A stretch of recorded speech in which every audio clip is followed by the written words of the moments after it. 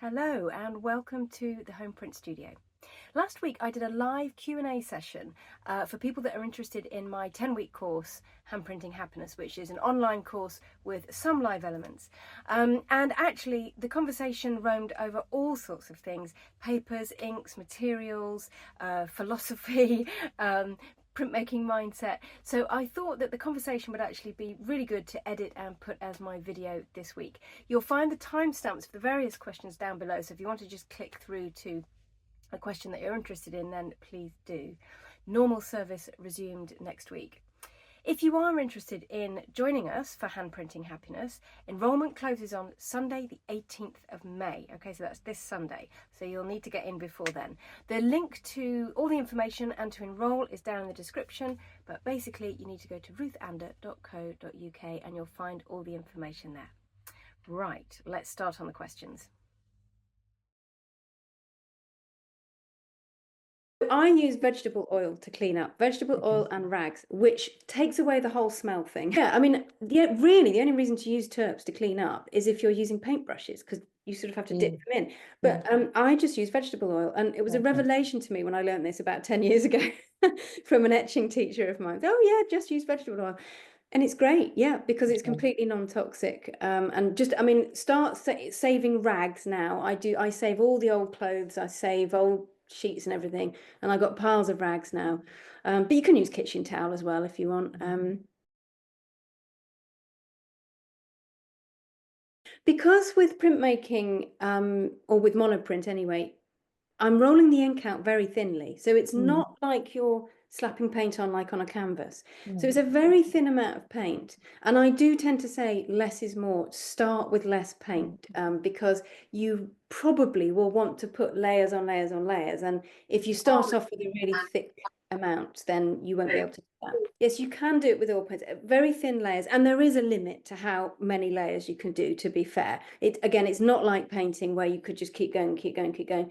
I would say 3, maximum 4 layers. So that's your constraint. But the nice thing about it is it makes lovely texture and really interesting. It's sort of the colors often merge in really nice ways as well. Basically, I say once you get to the point where they're merging to the point of mud, then you probably want to stop and let everything dry. And I do suggest as well, in the course, try doing wet on wet and try doing wet on dry, because they do have quite different effects. And you'll find that you like one more than the other, I'm sure, or that you'll use one for one thing and one for the other. So yes, yeah, you can do that. It has a time limit, so I'm saying 1 year. No, I don't want anyone rushing. It is self-paced. I mean, I'm calling it a 10-week course because that's sort of how I've planned it. And I know that some people will do it week by week by week, and they will do it in the 10 weeks, but others won't. Others will want to do it completely in their own time, and that is entirely up to you. It really is. I'll keep the Facebook group open if you so wish as well, so people can, it won't suddenly stop after 10 weeks. And of course, the great thing is about pre-recorded stuff, you can just keep going back and rewatching and rewinding and just, re-looking at bits. So yeah, it is mainly pre-recorded. It's almost all pre-recorded. There's going to be 3 live Q&A sessions, a bit like this one, but I'll probably be actually printing as well, to show you things.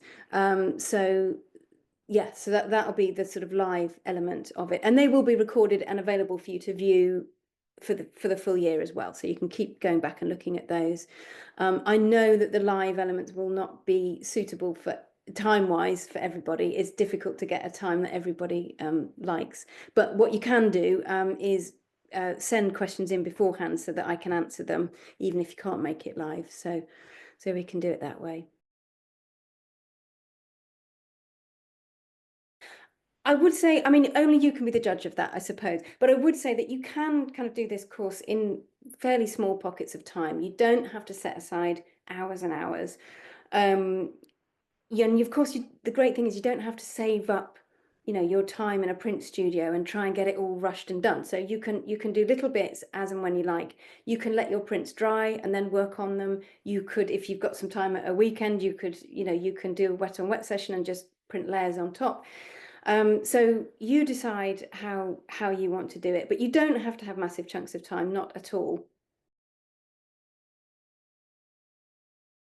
They're going to be released. I'm drip feeding them basically. So you get some released each week, and you get a reminder email so that you know they're sitting there waiting for you to see them.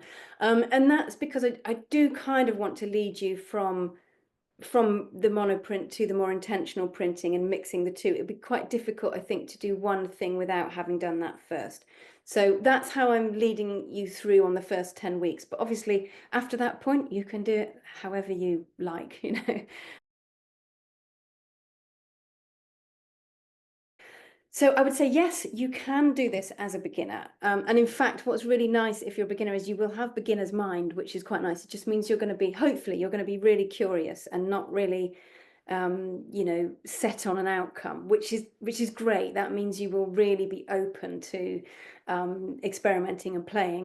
If you've made art before, I would say, yes, absolutely fine. Come with an open mind. I think some of the people that find printmaking the hardest, in a strange way, are painters, because it's a very particular mindset. Painting is a particular mindset, and printmaking is. So sometimes it's just a matter of sort of unlearning the painting mindset and relearning or learning, you know, a printing mindset. But that's all it is really. And it might just take a little while. The great thing, if you've done some art before, hopefully you'll have some idea about sort of composition and color and tone. And they will be really, really useful for you for this, because we need to make everything work really hard for us when we're printmaking.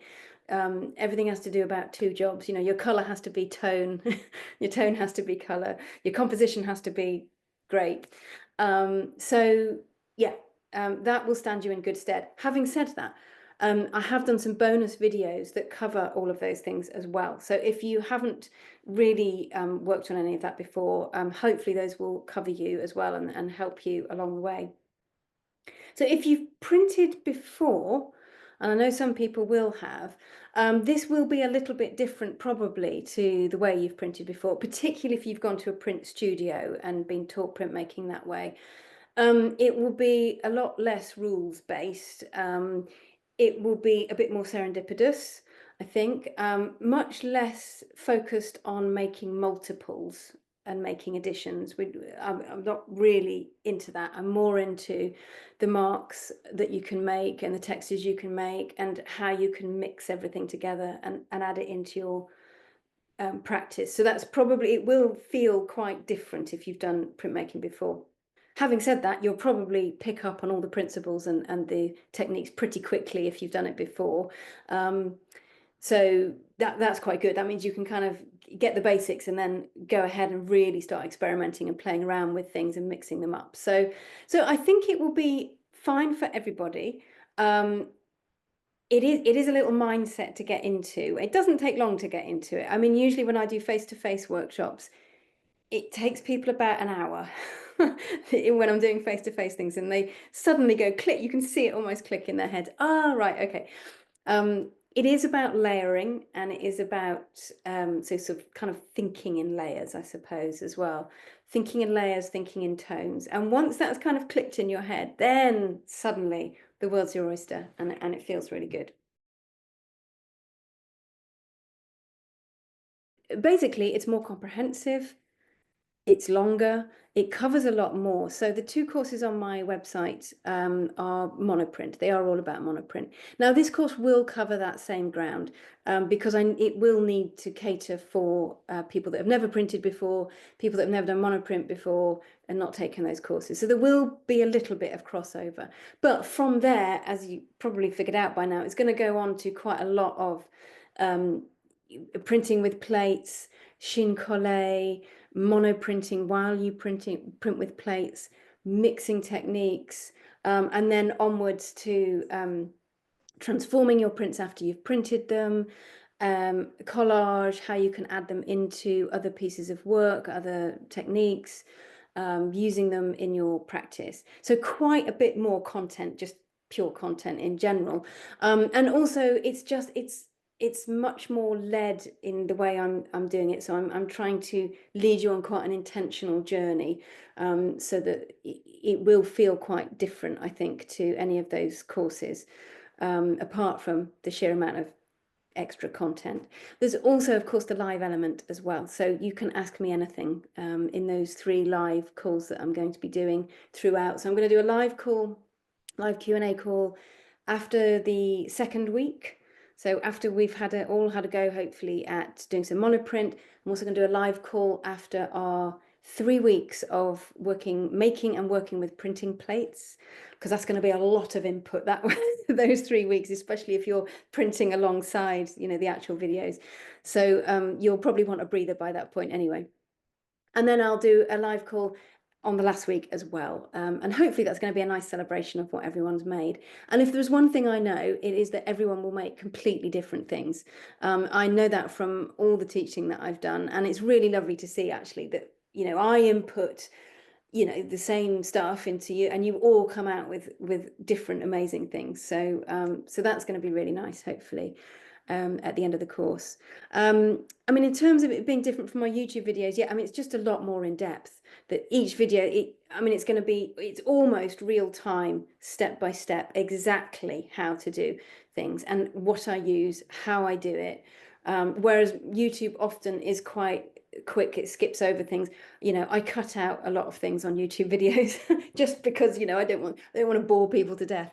But it will be a lot more in depth. So the YouTube videos give you an idea of what it will be, of what I'm like and what I do, but it won't be like that at all. And also most of the filming is sort of from overhead, so you get a lot, you can just see a lot better basically.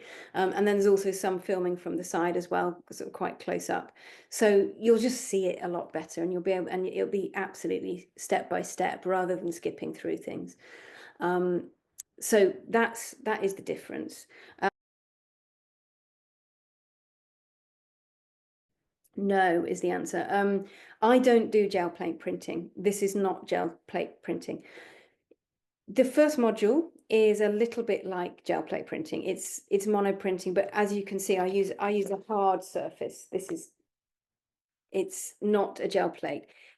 If you've got a gel plate and that's what you would like to use for that first portion of the course, you can do. All I'll say is I don't really tend to teach gel plate technique. I don't teach printing with acrylic paints, which I know is what people use for gel plate printing.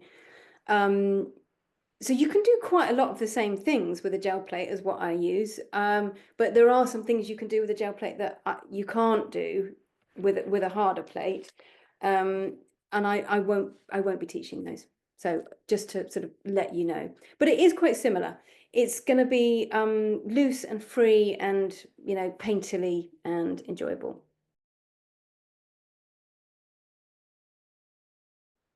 It's about 4 or 5, I think, it depending on the week. So there's an intro video from me, very short intro video, usually a video about what you'll need, all the things that you'll need, usually a video about how to make a printing plate or not, as the case may be, and then making a printing plate, working with it in different ways, printing with different options and variations. Yeah, it's about 4 to 5, and they're quite in depth. They're not too long. I think the longest is about 25 minutes maximum. Most of them are more like between sort of 10 and 20 minutes. And they are split up into, it's not just one long big video. They're split up into shorter chunks, which hopefully is a bit more easy to digest. Yes, you can, yeah, absolutely. You'll have access to the videos, you'll have access to the recorded live calls in July. The Facebook group will still be open as well. So if you want to, you can ask questions via that, or you can ask questions via the actual course platform itself, which is called System.io. A bit of a funny name, but you can put comments there and ask questions on there as well. So I won't be looking probably as regularly in both of those places sort of after the 10 weeks, but I will be looking. So certainly you can essentially do the course a bit later. Yeah, that's no problem. Yes, I think so. As far as I know, yeah, yeah, they're pretty good inks, I think, as well. So yeah, I have found this actually because Cranfield also make water washable oil-based relief inks. Ugh, get your tongue around that. But I've also found with them they don't really water washable properly, not really. And what I did was I just washed them with oil and well, cleaned them with oil, and it was absolutely fine. So if I would just get a big bottle of oil, vegetable oil, and you should be fine. Yes, I think so. I'm pretty sure I've used it before, but what I would say is get oil-based relief ink if you want to use it for dry point etching. I don't think water-based is really going to work very well. And I think it's probably going to dry too quickly as well, I suspect. So yes, relief ink, lino ink, block printing ink, all those kind of things. You can use those, but I would go for oil-based if that's what you're going to use them for. You don't have to get loads of colors if you don't want to. You could just have black and white. I mean, honestly, if you wanted to just really go with, the mark making, you can do that just as well with black and white. And tone is the thing you really want to think about rather than color. So if you do just want to get a couple of colors, then stick with black and white. It's fine. Obviously, you can create lots of different grays and different tones with those. My oil colors, I get a Prussian blue, a lemon yellow, I'm good, and a kind of scarlet. That might be cadmium red, or it might be called scarlet. So they're all sort of called slightly different things, but those are the three that I tend to get. I sometimes also use a French ultramarine as well, because that makes a nicer purple. But yeah, so that's pretty, and a white, obviously, I do use white. So that's pretty much it. So I mean, really, as long as you've got your primaries, you're okay. All the companies call them different things. Of course they do. They're just to make our lives easier. But I go for a dark blue. Prussian blue is a very dark blue. The red is a sort of scarlety red, and the yellow, I tend to go for a light yellow, not too orange, quite light. So if they call them different things, then but go with that. Those are the ones that are good for mixing all the different colors. Probably sounding a bit scary to some people. It's not actually. Most things you can certainly start with very little. I would suggest getting a roller, a rubber roller. This is an SD one, ESSDEE. They are budget. They are the ones that you'll probably find in most art shops. Your local art shop will probably have an SD roller. And these are great. They're fine. They're budget friendly. I think they're about £6 or £7. I don't know what that is in dollars, but it's not too much. And this size is fine. You can get larger ones as well, but this size is okay. That's sort of the only specialist thing you probably need. I'm just trying to think. I mean, I'm going to, as we approach the dry point etching week, you'll be prompted to look at the materials list again several weeks ahead. If you'd like to get some printmaking paper and some oil-based ink, then you can do. But like I say, you can probably improvise. You'll probably be okay as long as you've got, some kind of oil-based black ink and some kind of slightly thicker paper. You'll probably be okay. So, and again, in the materials list, there are various home found alternatives to almost everything. I haven't actually done a video on this, but I'm wondering whether I might add one in actually, just sort of not knowing what subject, I suppose, and where to go with it. It's very difficult to say, really. I would say that part of this is leaping in and physically taking action, having a go, because what you'll start to figure out is, number one, what the techniques are good for, and what the constraints of them are, but also what you like, what you really like out of within that technique, within those constraints, the marks that you start to like. You won't be able to do prints of everything that you love, and that's just that's just life because it doesn't suit everything. It doesn't suit really, really figurative, really realistic stuff, generally speaking.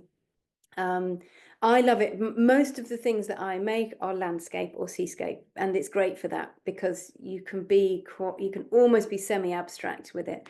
So it's really nice like that. And you'll find that some of the techniques are more suited for other things. The dry point etching will make beautiful, velvety, scratchy lines, which I love. So if you're into line work and drawing, dry point etching is your thing.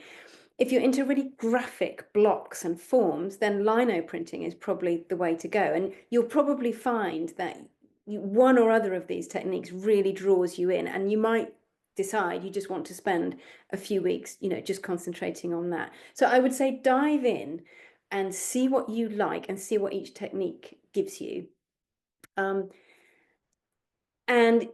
we all have so much inspiration all around us all the time, but I guess it's picking out the thing that you can then do something with these particular techniques. Also, if you are thinking of taking the course or you're already signed up, have a look, keep looking out there at printmaking. Look on the websites. People of Print is a good one.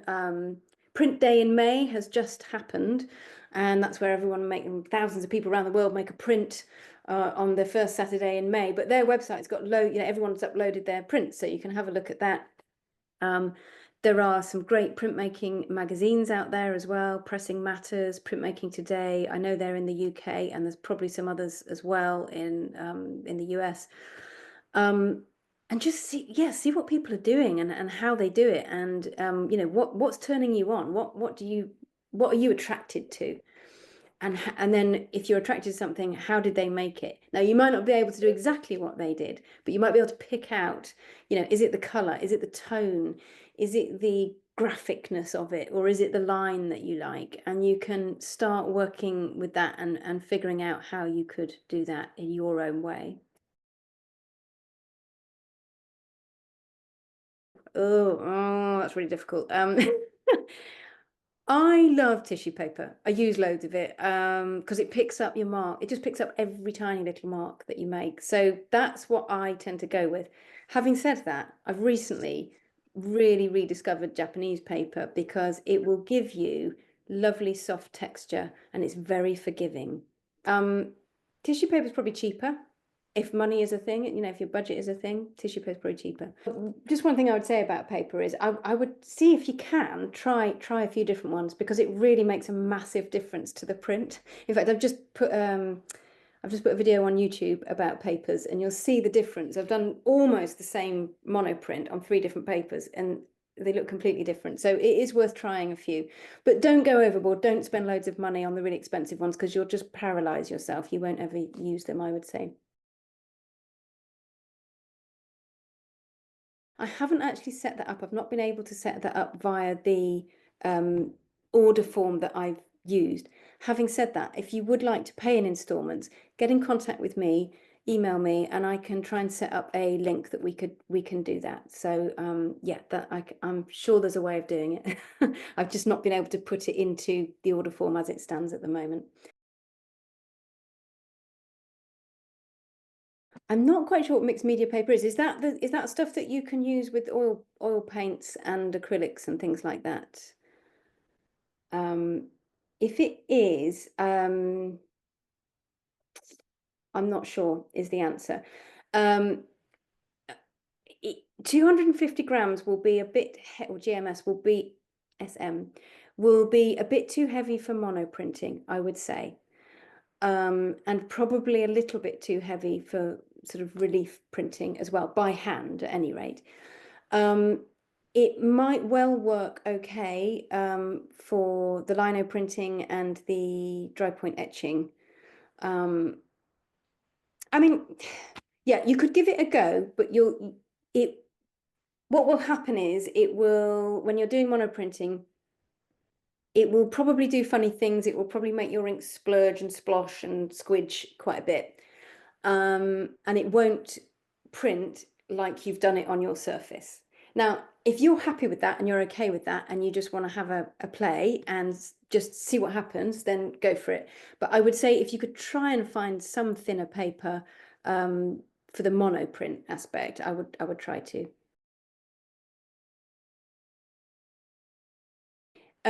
Yes, you can. I haven't actually done a video in the course about that. I think there's a few videos on YouTube, actually, a couple of them where I print with leaves.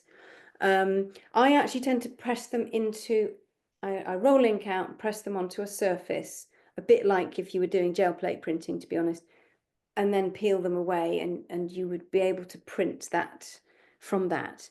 But you could, yeah, you could also use them sort of stamp into your picture. Yeah, yeah, absolutely. And you can do it with oils. Yeah, yeah.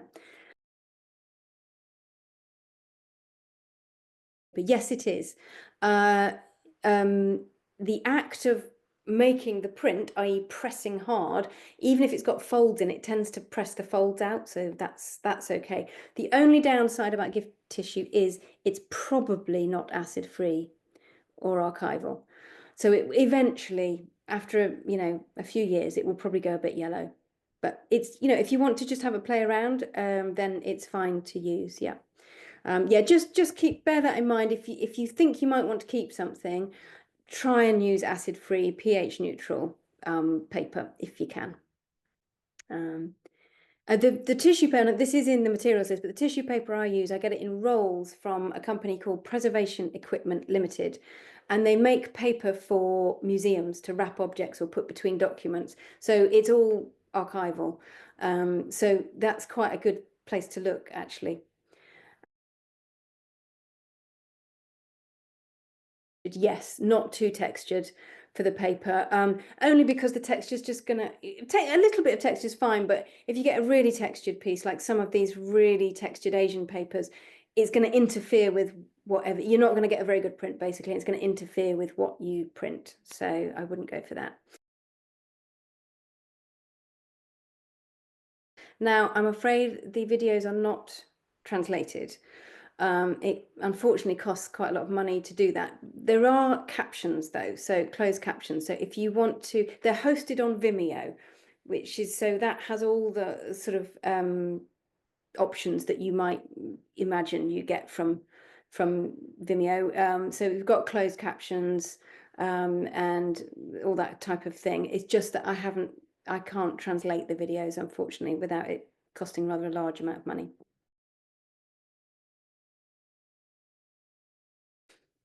I would say approach it with an open mind. I think the first part of it is designed to loosen your practice.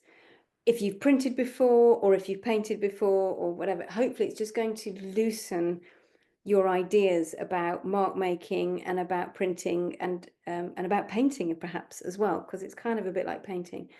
And then I'm hoping that is going to, all the things you discover about yourself and about printing will then funnel down into that second module, where we're going to use all of those skills and hopefully some of the papers that you've made to make some more intentional prints with the printing plates. And it's so much fun because you can, once you've kind of opened your mind to that and you've loosened things up a bit, you can then really play within the constraints of printing with printing plates. And there's so many ways you can print. You could just do that for a long time, basically. And then yeah, the last module, you will hopefully have produced a lot of things. Some of them you will really like and want to mount and frame. Some of them you will think, I'm not sure about that. What can I do to it? Do I need to completely transform it? Do I just need to add something? And there's videos all about what you can do, how to change things, make things better. So for me, printmaking doesn't stop when I take the print. It's all the stuff that happens afterwards as well. So you can then start working further into your prints, especially the ones you don't like very much.